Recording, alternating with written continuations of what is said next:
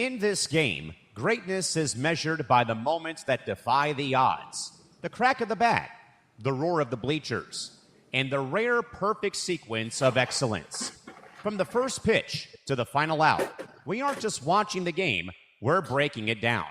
From the Empty the Bench Network, it's time for you to step into the box. You are hitting for the cycle. And now, here's your hosts, Ben Cruz, David Waitman, and Ryan Toohey.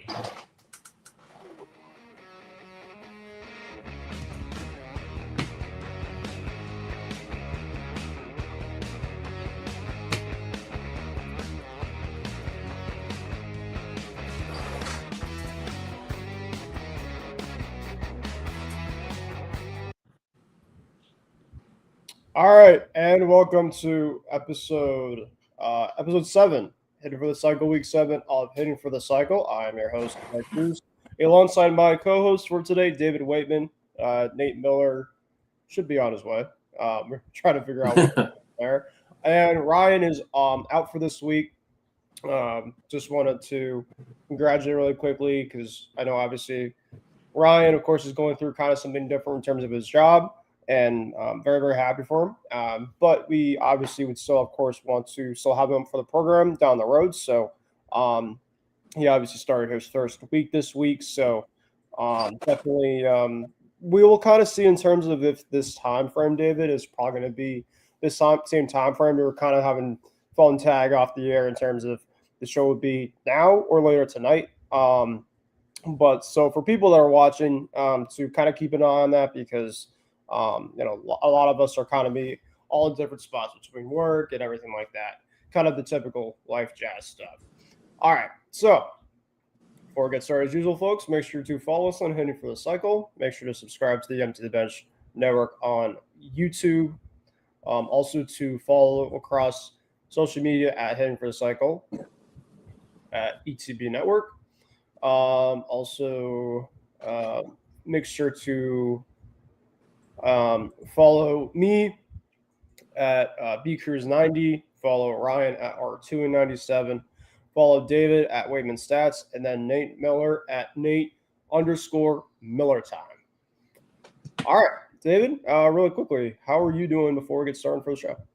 Good. Just we're almost like at the I guess we're almost at the quarter pole, or we're past the quarter pole of the season. Interesting stuff going on with teams around the league.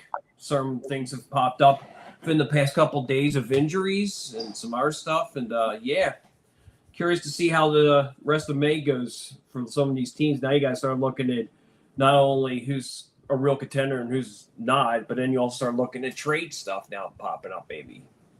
Yeah, we already have our first trade that went down early.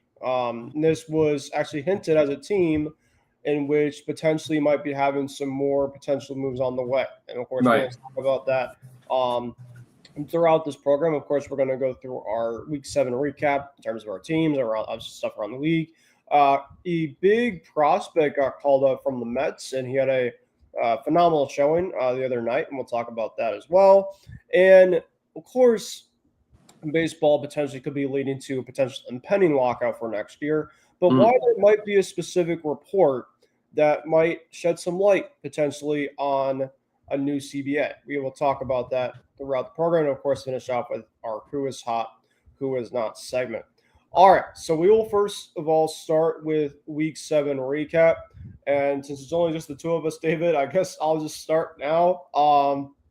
So the Red Sox, the last time we spoke, they came off of I think their first sweep of the season against the Tigers.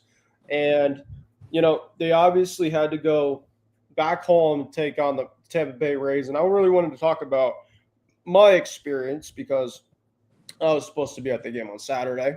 And I'll talk about that momentarily after my recap because it was more than uneventful with my experience.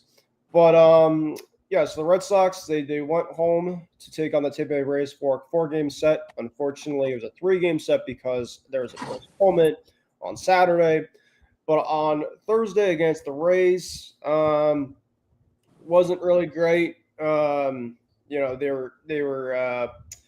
down 3-0 early. But then we tied the game, made it 3-3. Single by Rafaela, fielder's choice reached by Connor Vaughn, RBI single by Caleb Durbin made it 3-3. And then you have Greg Weissert, who I still don't understand why he's on this team, comes in, and Taylor Simpson, who's a really good on-ball contact hitter. Weissert just throws it across the middle of the plate with guys on base. Taylor Simpson, a guy that does not strike out a lot. He gives me a lot of Billy Hamilton vibes. And single up the middle, made it 5-3. Chandler Simpson got another big-time hit off the bench, triple, made it 6-3. Wheeler got in a sacrifice play, made it 6-4. But then Junior Caminero with the exclamation point at the top of the ninth inning. Tampa wins 8-4. Friday was a kind of formula game that the Red Sox usually have to win a lot of their games because they cannot hit for offense. However, they were able to do enough. Connolly early was phenomenal. Connolly obviously had a couple struggles in his previous starts.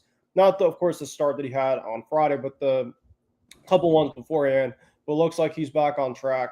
He went 7 innings, no earned runs, only 1 walk, and 8 strikeouts and 96 pitches. Phenomenal by Connolly. Whitlock, a scoreless 8th inning with 2 strikeouts. And then Chapman, who obviously is pitching a lot better. He was a little shaky last night, but he had his 8th save for that game. Red Sox went 2-0, and their Fenway Greens winning streak, they just find a way to win in their greens. That's just kind of the only way. Even in disastrous year like this year, they still find a way to win in their greens. And then Saturday happens. Saturday, there was rain potentially in the forecast. I was scheduled to go. Nick Martinez gets Peyton Tolley, and I guess I'll say the story now really quickly. So I was about 2.5 hour drive from me in Connecticut all the way out to Boston. And, they obviously, the team just did not specify in terms of they could be playing or not, which of course I can understand, weather's so wacky, you just never know. Mm-hmm. But the AAA team of the Red Sox, the Worcester Red Sox, postponed their game the morning leading up to their afternoon game on Saturday. I thought the Red Sox maybe would do something, or maybe kind of like notify me. I had to give somebody from the Red Sox a call, kind of see in terms of what's going on. It was actually one of the people from the ballpark tours because they do the tours before the game. He basically said, well, the game is still kind of happening as right now. I obviously can't guarantee whatever. So I said, well, I paid tickets for the game. I'll guess I have to go up, leave around 10 a.m. for a 4 p.m. First pitch. Right. And, get to the train station about 1-ish, get on the train, get inside the stadium, get a bite to eat outside the stadium. And about 3 o'clock-ish, it was overcast. It wasn't crazy, kind of how it is right now. But, of course, rain, of course, we come in the forecast. And they saw the tarp in the field. 4 o'clock happened. Rain started to come down a little bit. I had a poncho on in the outfield bleacher seats. I went under because, of course, it really started to come down. And about 10, 15 minutes after first pitch, over the intercom, they said, due to impending weather, the next several hours, we will have to postpone today. Mm-hmm. And for me, I was so indecisive because I was really thinking of just not going all the way up for nothing.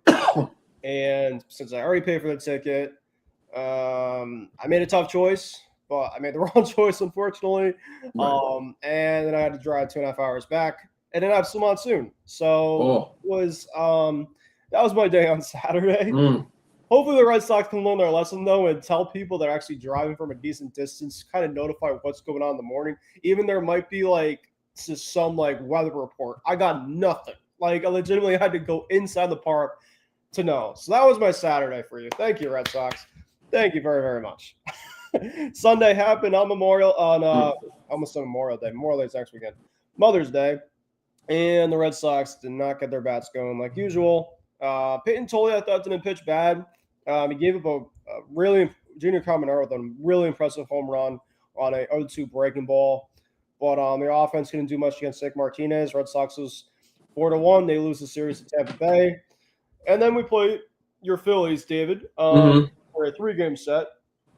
Tuesday's game, you had Zach Wheeler taking on the opener. Right. Brian Bayo was not a starter material at this point, but give credit to Bayo. Bayo, in the 2 games that he's gotten asked to be a long relief guy, has been a lot better, giving them a lot more length than I honestly anticipated. And he kept the Red Sox in the game. But Zach Wheeler. He went 7 strong. The bats are really not going. They did get an RBI single by Cedar Rafaela. Marcelo Mara, the at bat after looked like he maybe got the next guy in because he hit an absolute rope right to Trey Turner and the inning. Then they had a little bit of traffic in the bottom of the 9th inning. IKF with the stolen base against Johan Duran. Right. And then you had Trevor Story work out a really big walk. But then Cedar really was over anxious in the high fastball, swung and a miss. And then Meyer grounded out, finished the game. Typical Red Sox. I mean, they pull you up, they reach you back in, and they just rip you out. That was kind of it. Red Sox lose 2-1 on Tuesday. Last night, let's see who pitched the last night for the Red Sox. Sonny Gray pitched last night for the Red Sox. Right, yeah.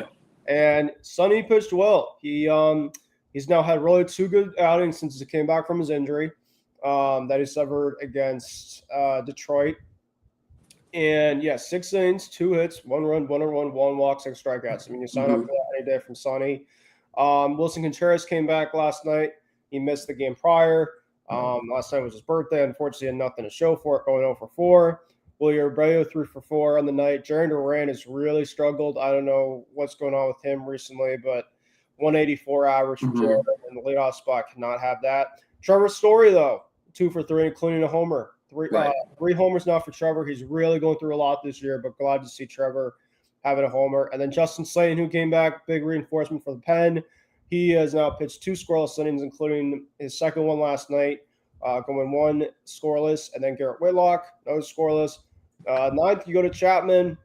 A little dicey. He walked Schwarber, but then he struck out Harper and Garcia back-to-back.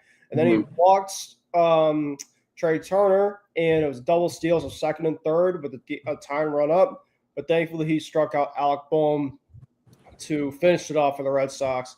And now the Red Sox are where it stands right now. Are they 18? Yeah, 18 and 24. Still in last place. It really has not a lot changed. So like every single week for me, probably like last week was the most like optimistic side of things, but the offense still has a lot of work, and it's really there's no like light coming, like you said at this point in time, like Memorial Day is next week, and kind of just know what you are. Like there's no, me and Ryan have always said the last couple of years doing this show is the early excuse by Memorial Day is just kind of a crapshoot of an excuse now. Right. So, this is where the Red Sox are. They're going to have a couple breakout games time to time in which they bring out the bats. That was against the Tigers, who have lost the last 2 of the Mets. So maybe the Tigers are just maybe not as good as people make them out to be. Right. Granted, they obviously have some injuries, but they're really going through it right now. And that was the Red Sox really big boosting bats that are coming through, because the last couple ones, including a really good pitching staff for the Phillies, or at least you would think, of course, Painter with the 70 ERA, of course, shut us down last night. But a lot of good of these pitching staffs have really just carved up this offense, and it's not shocking. But tonight, weather permitting, right, Red Sox, take notes. If you're going to do something, make sure to just do it earlier than not. I'm not going to today's game, so I'm not worried about it. But got Jesus Lazaro against Ranger Suarez. So Ranger against his former team. That's why I also want to see this game, David, because, it's really cool to see guys like Sanchez and a bunch of guys kind of just like re-engaging with Ranger before the series. And Ranger just seems to be a very like, cool guy, just like back down to earth. And, we'll see what happens tonight. Hopefully he'll get the chance to pitch. And Lazardo, he's a guy 3-3, but with a 1.4 whip. So, I feel like when he's going well, he puts the ball on the ground. Red Sox love to hit the ball on the ground. So it could just be another one of those games, if they play.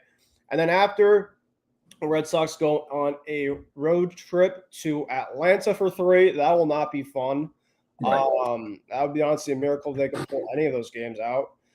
And then they go to Kansas City. The Royals have been a little bit up and down, so I feel maybe a little bit better about that series. I feel like the Red Sox will probably, if you had to put, I guess a gun to my chest, I'd probably say the Red Sox lose 2 out of 3 to the Braves, because the Braves are just ridiculous, even though Ronald's out. And then probably took 2 out of 3 against the Royals. I think that the Royals could be a series that they pull back. So maybe a 500 road trip. I don't think it's so bad in terms of where they are, but yeah, that's the Red Sox for you. Just it's a very type of week every week. Yeah. I'll go to you. Yeah. In regards to Philly, so they had Colorado in town last weekend, won 2 out of 3. Friday, Luzardo pitched against them. They lost that game 9-7, but he didn't have a good outing. He pitched 3 innings, gave up 5 runs. Was it 5 runs? I think it was like 6 hits. He just has not looked good. I mean, there's been reports he's 5 hits or 6 runs, 5 earned, 6 hits, 3 walks, 6 Ks, ERA nearly at 6. I mean, there's been talk about him tipping pitches and whatever. He denies it, but he just doesn't look good to start the season for Philly.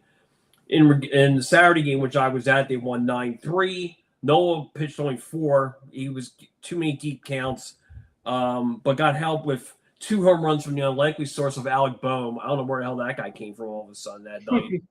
He hit it. Schwarber went deep. So they won that. They won that game, which was pretty convincing. And then Sunday's Sanchez pitch against Colorado, 7 innings, shutout ball, 2 homers by Schwarber, homer by Harper, 1-6-0.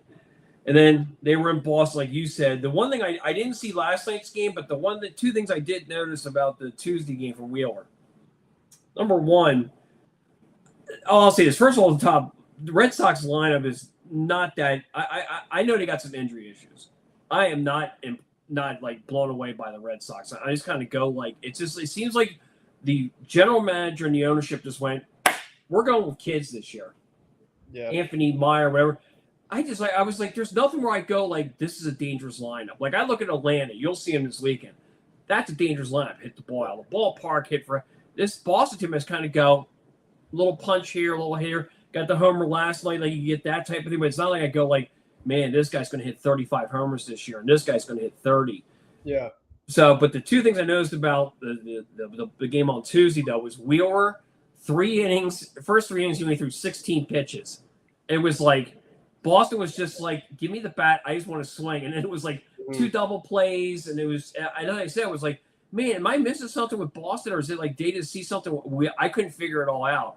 Yeah. And then the other thing, which I've noticed, and this is you got to keep an eye on being up since you're a Red Sox fan, 9th inning Duran was pitching. 2 fans behind home plate put on bags. Yeah. And then they were told, I have heard 2 different stories. One was they were kicked out, which I think is ridiculous to kick out somebody putting a bag on. And number 2, they were told to take the bags off. That's so, it. Yeah. Either way, it's just like Red Sox management to me. That's like a weak move. I'm sorry, it is. Yeah. It's like as weak as like the Sixers, like telling people like you can't get tickets if you live in New York for the Knicks series. It's just like, how about making the team better? Yeah, thank you. Whatever it is, and then you won't have the guys wearing bags. But this, they are what they are. So like I said, they played tonight. I don't think they're. I mean, I saw the forecast with the percent. It doesn't look good. But it's also one of those things where it's like, well, we can't make up the double header. I mean, or whatever it is. So I don't know if they're going to wait it out. You'd have to play on an off day for the 2 teams. Like, you had to figure that out, or it's like we're going to play through the rain, which is dangerous because then you're having guys slipping and falling. Or I don't know how they'll get the game in. And as I said, because then the Phillies got to go, like you said, Boston's got to go to Atlanta. Phillies got to go to Pittsburgh. So this weekend, the Phillies are facing. It's Nola Friday against Ashcraft, who's a good pitcher. Excuse me. Going through allergies and pollen, fun times. Saturday, really good matchup. Sanchez versus Bubba Chandler, one of their young arms out there. And then the really fun matchup is Sunday, Zach Wheeler versus Paul Skeens. Mm-hmm. That should be a really interesting matchup. And then after that, you're home with Cincinnati for 3. Got a day off. Then they got the Guardians in for 3. So that's why I said I just look at it more serious. Like you said, after having their horrendous start in April, you just try and win 2 or 3. If you get a sweep, that's great. Just keep winning series and then try and claw your way back into contention for a playoff spot. Hitting wise, they look decent. Like you said, Schwarber's had a really, really good week.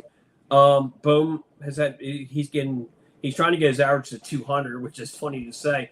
But I mean, the only one who's kind of struggling a little bit, maybe is I saw was Bryce Harper with the strikeouts. Seems like he's been striking out a lot lately, but he goes through those phases like that. The big opportunity last night where Chapman, I mean, he got through the inning. Don't get me wrong. I thought that kind of adjusted throughout, but Harper kind of helped him out on the strikeout. Man, that was a fastball that was kind of up and out of the zone, and he just kind of flung at it. So right, yeah. So yeah, we'll see what goes on with Philly with like I said, this weekend in Pittsburgh. Should be an interesting series going out there. Yeah. So those are our recaps. In terms of around the league, so I guess we'll kind of start with this here with AJ getting called up and make his debut. So, I mean, I guess we'll start, of course, with the Mets, and then, of course, we'll kind of work around the league in terms of the other teams, including Ryan and Nate's team, since, of course, we don't have them on. But the Mets, they've obviously gone through a really, really tough year. And, they're obviously not going to fire their manager. That's just kind of the way it is at this point. They would have fired him by now if it happened to be. David Surge has kind of said the same thing. I think that he values this team, even though it's not good. So what do you do? I mean, they lost 2-3 against Arizona. They come home. They play against Detroit. Right. And they brought up a kid in AJ Ewing to, I guess, maybe give him a little bit of a spark. Throughout the year, he's one of the top prospects. I think he's the number 3 prospect. They have him. Yeah, Carson Bench has already been in their system, a lot of year. And then they might bring another one up soon. And Ryan Clifford, who knows, about that, especially if the Mets are going to be in for a lost year this year. But yeah, AJ Ewing put up a phenomenal first impression on Tuesday night, going 1 for 2, but he went with 2 walks, 2 really impressive walks, and an RBI triple in his first hit. And that led to the Mets to a 10-2 win. And then last night's game for the Mets, they were down 2-1. Ewing didn't do a whole lot, but he's a kid. And he was taking one of the toughest southpaws in the game. Granted, of course, we matched him, but Framber Valdez, when he's going well, that backdoor curveball, I mean, he got looked on a couple of times, and he went against almost a future Hall of Famer Kelly Jansen with a dotted low strike. I mean, it was going to happen. He's, of course, going to go through it. But what's really cool is, the Mets won last night again, walk-off, and it was by the kids. Carson Bench with the walk-off hit, Ewing with the game-winning run, and maybe that's kind of it for the Mets in their last year. I haven't even mentioned like Soto and Bichette, Polanco and Rivera on the injured list. They just have injuries, granted, too. But maybe it's kind of a youth movement for the Mets this year with a little bit of other guys. And there's obviously the ace of the Mets. Well, he's supposed to be. I think it's Nolan McLean, but they brought in Peralta. We'll talk about Peralta in a bit. But David, I guess this is kind of the way that a lot of teams will be now. I guess teams are starting to get a little bit urgent for a lot of the teams that are really not playing well, and maybe for a team like the Mets, this is kind of like their way to, at least if you're not going to be good, make it entertaining. And this is what they had to do. And so far, at least granted like 2 games in, I think for Met fans, maybe it gives a little bit of hope.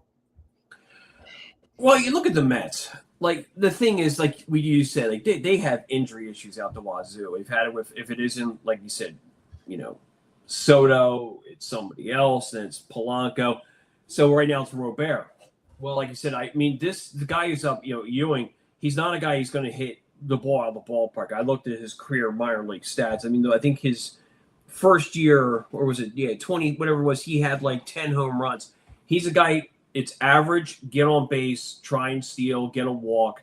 Like, he is probably their definition of a leadoff. That's how most teams should have as a leadoff guy. Hit for average, get on base, steal, whatever it is. Yep. And I think it's right for his situation, 21. You just tell him, go out there and play. Last night I saw he struck out 3 times. And, the Mets are right now where they are, for multiple reasons. You just go out there and just let them play. They have guys in their system that both arms and, minor leaguers that sooner or later they're going to call up. Because after a while, even the owner's just going to go, I'm just going to go with some kids instead of like blowing $350 million on a payroll. I mean, this guy's number 2 in the system. Just let him go out and play. And that's why I said, I mean, maybe he's going to be like their next version. And I'm not trying to, I always say this, and people will say, what do you mean? Like a Brandon Nimmo type of guy, left-handed bat, get on base. He's not going to be a power guy, but just a guy gets on base and then tries to move and then let the guys behind the Lindors and Sotos and Bichettes do their thing. So, yeah, I just think with the Mets, they're just going to go through the motions right now. Maybe they're waiting. I mean, they've been playing a little bit above 500 ball lately. I mean, after that horrible start. So, yeah, you just kind of just try and figure stuff out, and hopefully by June you get your guys back. I maybe they'll send him back, go back to Syracuse, let him play AAA every day, whatever he has to do. But like you said, when he was down there, I was just looking at his stats. He was batting .349 to start the season. So just let him do his thing, and then probably by next year, if Luis Robert isn't the answer, he's your everyday center fielder. You just go out there and do your thing. Yeah, well, definitely. And they got the Yankees coming up this weekend, so no better other way for his little campaign he got going to break it out in the arch rival. I think Met fans will absolutely love that if you get the chance to do that. So we'll see about that. Speaking of the Yankees, Yankees are going through a little bit of a skid right now. And Max Fried, and I did not mention this in my notes because it was broken yesterday, but Max Fried left the game yesterday after the third inning. He wasn't great in his appearance prior, and he wasn't good in this game overall against Baltimore, who's had a really kind of up and down lineup. And reportedly, he left the game with left shoulder soreness. He's going to be going to see Christopher Ahmad, which typically when you hear soreness, it's usually a never good sign. I know Max Fried said that he sounds a little bit more optimistic, I think, than a lot of the fan base thinks, right? But I think also too, until the MRI happens, you kind of have to feel a little bit cautiously about it. Anytime you hear another doctor, a guy like Christopher Ahmad or any of those big-time doctors, I always think the word ominous in terms of what could potentially happen. Now, granted, yes, Fried's obviously a big piece, don't get me wrong, but the thing about the Yankees is they have Garrett Cole coming back, and he's obviously huge. Now, of course, they rush him back after this injury? I don't know. But they also have guys like, Rodriguez, Lagrange, of course, in their system. Maybe they just kind of do that. They still have Cam Schiller, of course, who's been one of the best guys in the league. So they have a couple of guys that, of course, that they can of course work around. But don't get me wrong. I mean, this would be a massive, massive loss for the Yankees. As of course, they're still one of the best teams in the league this year, and kind of a weaker type of American League. But they just lost 2 out of 3 against the Orioles, a team that was kind of really going through it. So big 2 out of 3 for the Orioles, and then they got swept by the Brewers. Yeah. So they had kind of a tough series. I'd actually be very curious to hear in terms of what Ryan would have thought about that series. But I think that was probably the toughest series the Yankees have had so far. So, just a couple things around the league, especially for the New York teams. And then, of course, like you mentioned, Nate's Pirates will be taking on your Phillies, David, this weekend. So that's very exciting stuff. The Pirates are 23-20. They're still obviously riding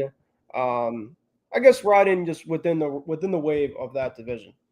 So that is that. The one thing, real quick, though, about the Yanks, when I see the term sore elbow, that really sends off an alarm in my head. I mean, I'm not thinking he has, blown out elbow out for the season and stuff, but it could be one of those things he misses a start, potentially, or two. When you have to go get imaging, that's a concern. I mean, at least to me it is. And then, like you said, I was just looking at because I thought there was something last night. Unless I read, maybe I was looking at something else. Mizorowski from the Brewers guy I thought got hurt last night too. He was pitching like he had seven shutout innings against San Diego. I could be wrong on this thing, but as I said, he was warming up, and the next thing you know, he got pulled out of the game, but they haven't said anything about it. I was just kind of glancing real quick. But yeah, he had 14 batters. Yeah. Oh, cramping in his right quad after throwing one warm-up pitch.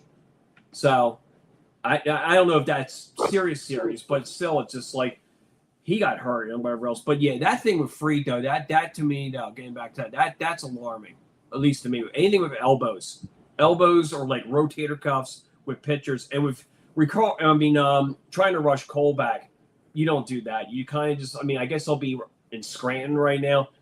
Let him do his rehab, and then hopefully within the next, I guess you say, week or two, whatever it is. Probably more like a week, you get him back up there. But like I said, that's the other thing too with the Yankees. They're not hitting.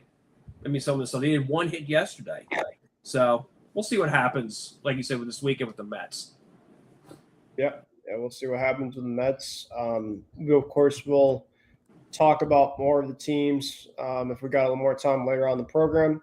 But what we got to talk about is something very, very interesting, as the San Francisco Giants potentially could be looking to offload some big multiple contracts. Now, it's actually really ironic that this is, of course, the topic that we're talking now, because I just got a report from Robert Murray, who is very, very keyed in on a lot of stuff around the league.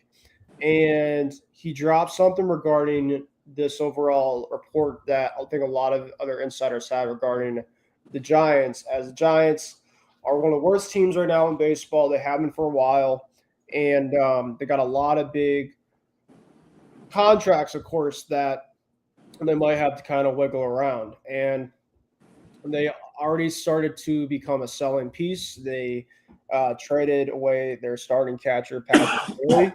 Patrick Bailey, obviously, for those who don't know, is not a great overall offensive player, but he is a very elite framer, maybe the best framer in the game, and he has an absolute cannon of an arm.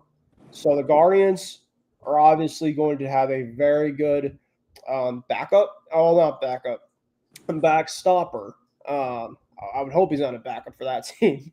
But offensively, I think there might be some upside there on that bat, but it's not really nothing to write home about. It's really I think you got him. The Giants are just trying to move on from him.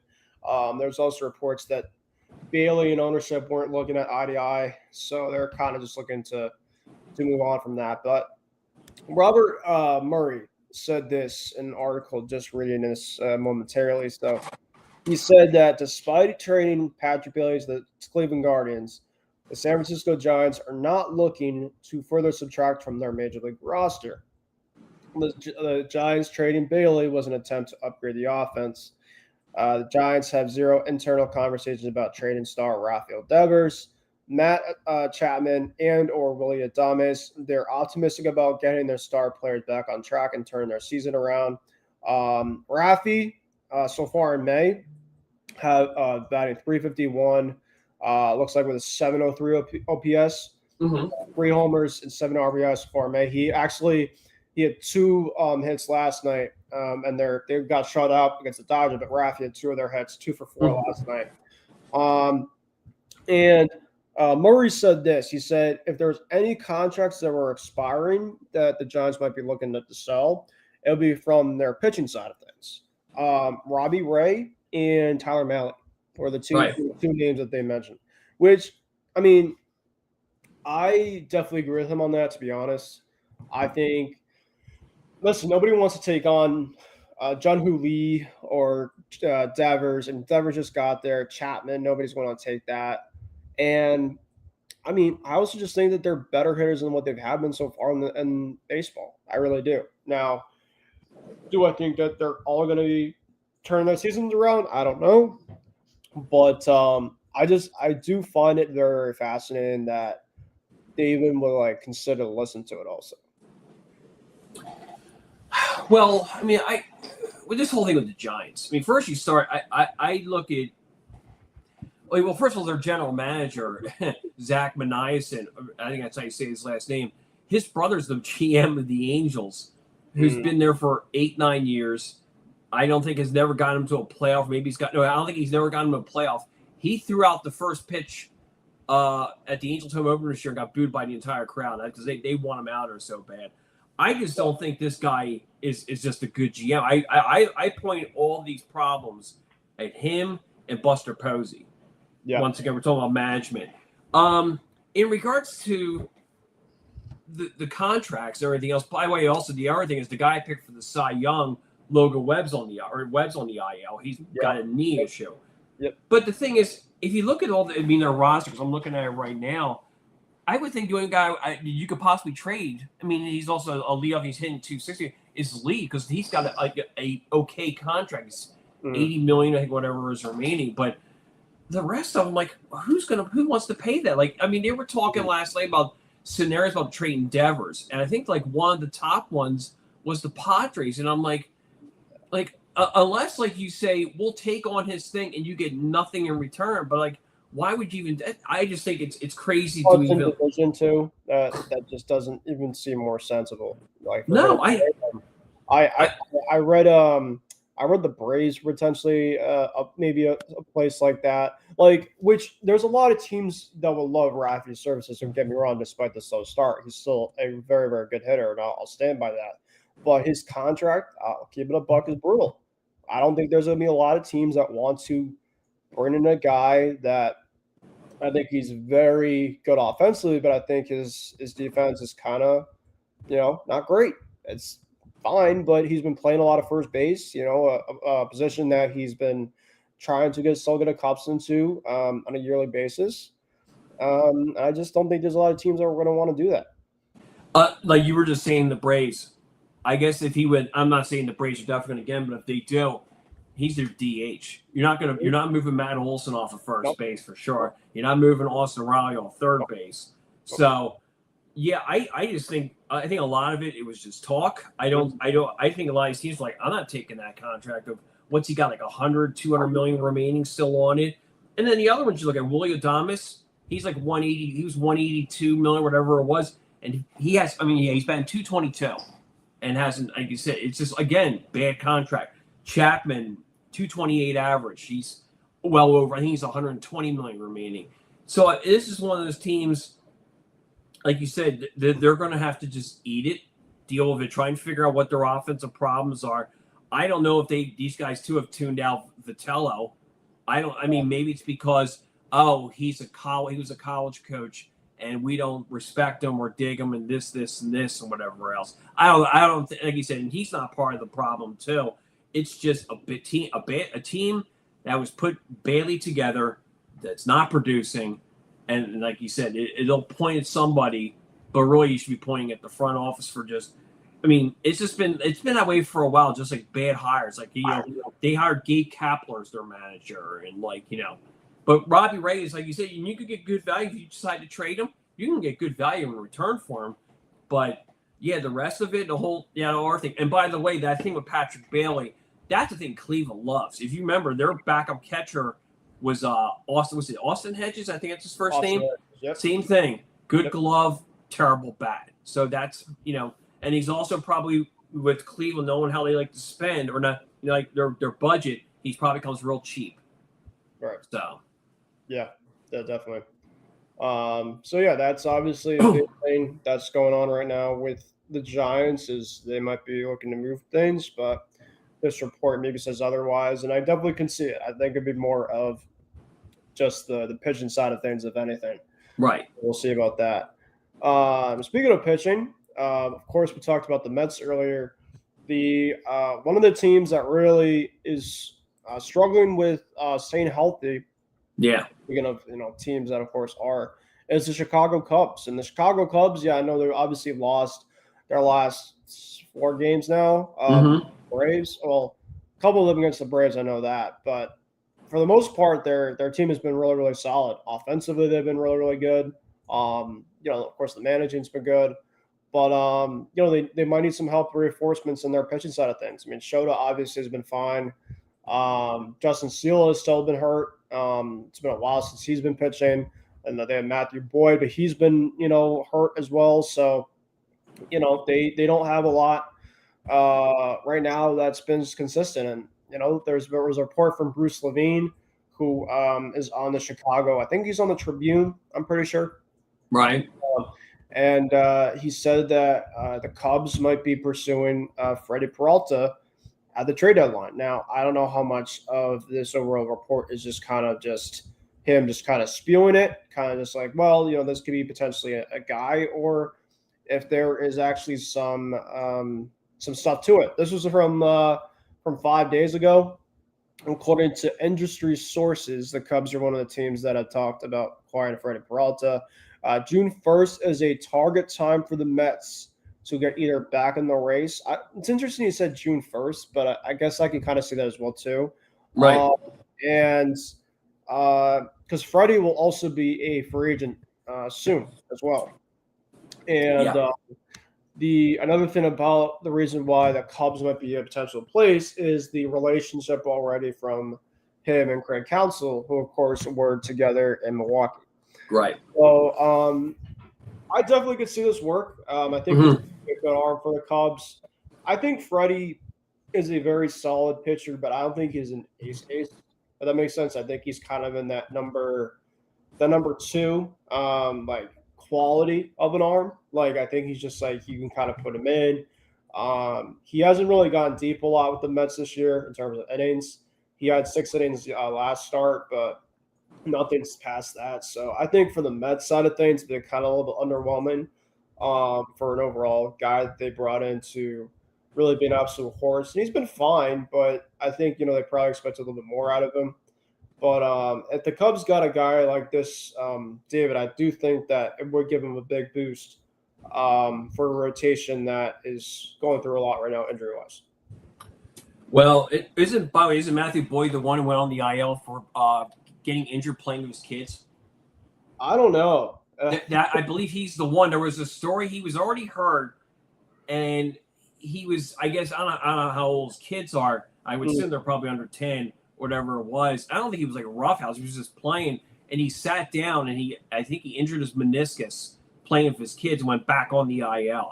That's the first. He said 6 days ago from Jesse Rogers said that he had successful partial left knee meniscoscopy for the team. Yeah. So that sounds like meniscus. Yeah, the meniscus. Yeah, because he was playing with his kids. I never heard in my lifetime that ever happened. I won't laugh, but that's crazy how that would happen. That's when you've had a bad year when that stuff happens. Regarding Peralta, that's what it's going to come down to. That's why I think the Mets are unloading. I mean, the thing is, you gave 2 top prospects for him. Like I said, it was that Jet Williams was one of them, an infielder they really liked, and then I don't know if the other one was a pitcher, but anyway, Peralta probably wants a 4 or 5 year deal. Probably wants big money, which I get because he was getting, I think at the point he's getting $8 million this year from from the Mets. It's interesting, by the way, that he leaves Milwaukee, gets traded, and then he can go back to the NL Central against his arch rival, being the Cubs. I also look at it this way: you put him in that rotation now. I mean, yeah, he's definitely a 1, or I would say probably he'd be 2 because Imanja Shote, whatever his first name is, he'll be the 1. You can move him to 2. I mean, or they can flip him, and then you still got Cabrera. You still got I forgot him. Yeah, you got Talion, and who could be like a 4, and then they got Colin Ray, who eats innings. So it's still a nice rotation if you get him. Cubs also have a deep, I believe, farm system. So yeah, I mean, like you said, so you could get a couple guys. I mean, as I said, they gave their number 1 guy last year to get Cabrera. So, you're not going to get Pete Crow Armstrong for him, but you could get, somebody that they need in their system, whether it's an infielder or a pitcher. Yeah, I could definitely see Peralta, getting traded. I think the Mets probably look at it and go like, we're not going to have another big thing on our payroll here. We got to kind of unload this and get somebody new. Yeah. So we will we'll see what's going on. So that is that. Right.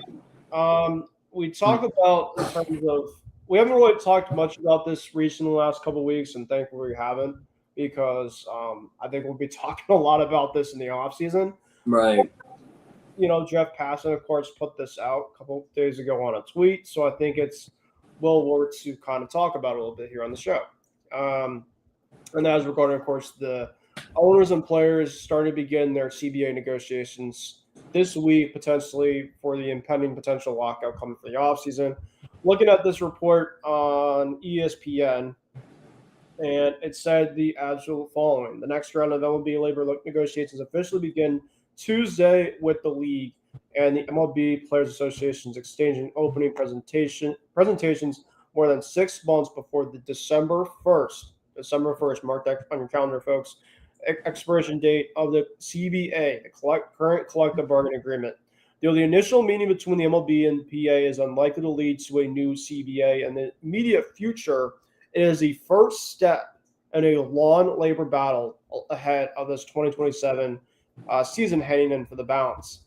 Who are some key names from the MLB and the PA as a salary cap coming into baseball, and what are some things to think about? So, this is, of course, I could read the whole entire thing, but, I do find that very, very fascinating, David, that, like, they're at least starting to kind of consider a little bit. I don't think it's likely that they're going to get a CBA agreement beforehand, No. but I do like, though, how, I guess maybe a little urgent to at least kind of start to talk about this, because I feel like the last CBA that we went through, there was none of that. Like, there was just so much bitching back and forth. Like, players, want to get this certain amount of games, but the owners, of course, are refusing or whatever.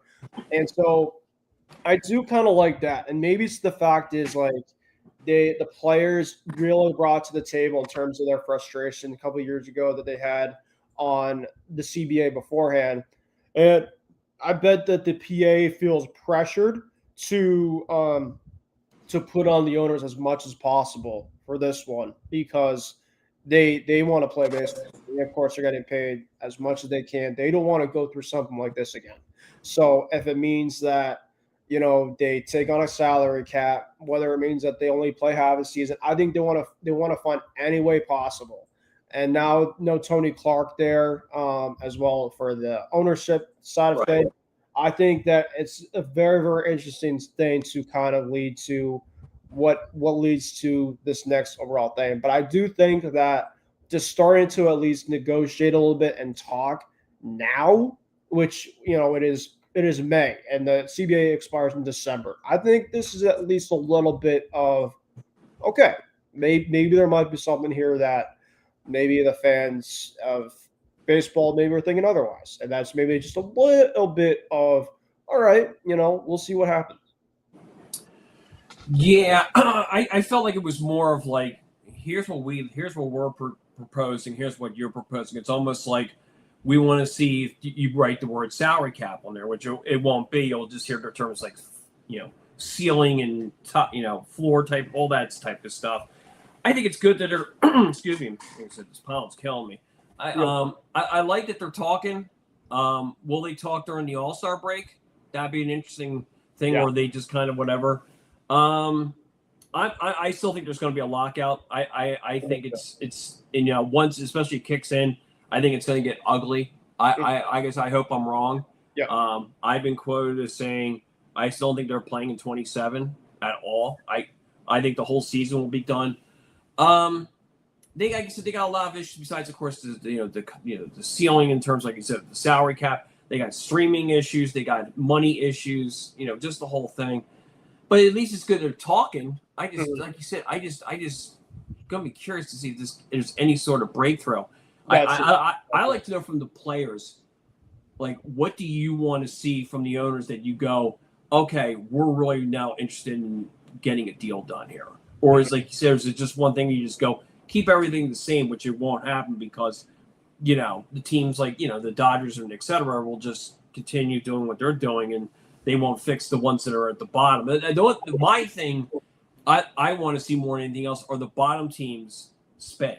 Not saying you got to spend $200 million, but have a thing where here's the basement, here's the top floor. Everybody else do their thing in terms of spending. But I don't know. Like I said, you kind of you see it and you just kind of hope that something happens. But we'll like I said, we'll find out, I guess, during the season, and it's closer to winter, especially with December 1st, and then you just go, okay, it's really bad. They're just going to lock out. Then that like it was just all talk and show. So Yeah, and the biggest thing too is when you have agreement, you have negotiations, and you have a little bit of optimism. It's so much back and forth that you could have a little bit of like here we go, and then it could just all of a sudden just damper just like that. We saw that a couple of years ago where it's like we felt like there could have been a little bit of optimism leading into something, and then it's like, well, 2 steps forward, 1 step back, 2 steps forward. Right. It's such a back and forth tag game. So like, as much as it's good to kind of hear a little bit of this now, there's still a lot to be desired at this point. Right. So we'll kind of see in terms of what happens here, but just wanted to kind of float that out here. Yeah. All right. Let's finish off with our favorite segment of them all, who is hot and who is not. David, I'll first go to you. If you got your guys ready to go for your who is hot, who is not, because I am not ready yet. Okay, no, I got a couple guys. I'll go with the nots first. Ian Happ of the Cubs. He has won for his last 18 with an 0.56 average with 11 strikeouts. Another one is Manny Machado. Yeah. 2 for his last 23, batting 0.87. And also along with him, too, is Christian Walker of Houston, the first baseman, 2 of 23. So, and then another one, too, which there's an interesting story talking about. It's just about some of these batters. I just saw this one. Vlad Guerrero. He's batting 0.95, whatever. They're saying, like, him and Fernando Tatis are not hitting home runs this year. And everybody's like, is this because of something else? Is it this? Like Tatis it was like, this is what happens when you get off the steroids. Because he had been accused, or he was more told about that whole thing with using, performance enhancers. Guerrero's never been accused or anything else. It's just, I don't know what's going on. I don't know if it's just because Bo Bichette's gone or whatever it is. So there's an interesting story going on up there in Toronto. Now, in terms of hot, there's a couple guys who caught my attention. Bobby Witt, 478 in the past week with 4 home runs and 6 RBIs. Excuse me. Another one, Randy Arozarena of Seattle. Arozarena. Yeah. I mean, Cal Raleigh's not hitting a damn out there, but he is because he's batting 542, 13 of his last 24 with a 7-run score, 2 and a home run. And I thought there was one other guy I was looking at, too. I forget. There's, like you said, you mentioned Devers. Well, I mean, Schwarber's also, he's batting 333 with 6 home runs in his last week, so that's another one, too. But those are my hots and nots. I have other ones, too, but those are the ones that caught my attention this past week. All right. My who is hot for this week, I'm going to give a little bit of props here to Riley Green of the Detroit Tigers. Okay. Riley, so far, just trying to get his overall splits here. Riley right now, 325 average, 419 OBP, 48.77 with a 906 OPS. Riley is not hitting a lot for power, only 4 home runs, but he's making a lot of great contact. He had a couple hits he went 3 for 5 last night. He's right now on let me see, hold on. 1, 2, 3, 4, 5, 6. He's on an 8-game hitting streak right now, including multiple hits and some of those games in the hitting streak. So I got to give it to Riley Green. And I know the Tigers have really been slumping. Yeah. But Riley is not the one slumping. So give him that. And you know what? I don't do this a lot for Rockies, but Mickey Moniak for the Rockies has really been killing it. Former Philly, actually. Got to give him a little bit of love here, too.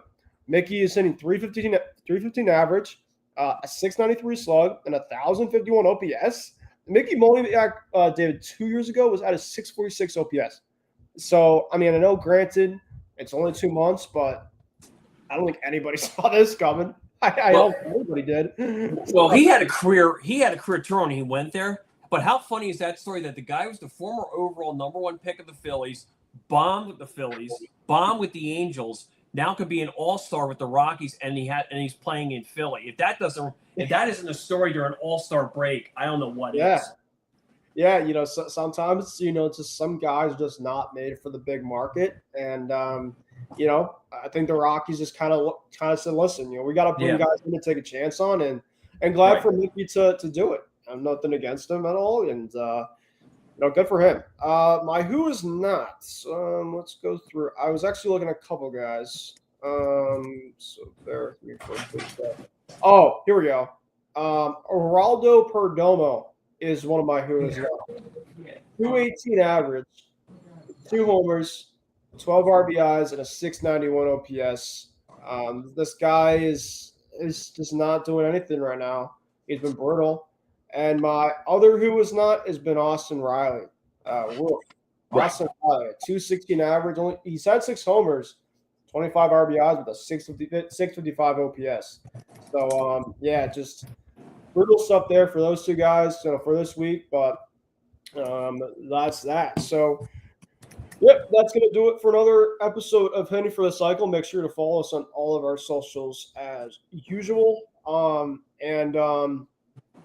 Just wanted to say thank you for everybody watching. I know obviously it was just me and David for this week.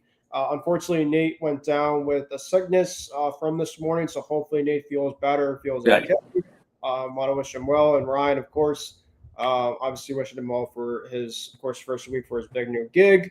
So hopefully we'll all be back for next week. We will kind of see what happens there, but also make sure to also watch us. I don't know if you'll be there tonight. I'm not sure if you will, but ETB has a big overall show tonight for NFL schedule release at 8 p.m. Eastern time. So for those that want to come in and join the fun and watch us, of course, react to everything around NFL, that'll be tonight.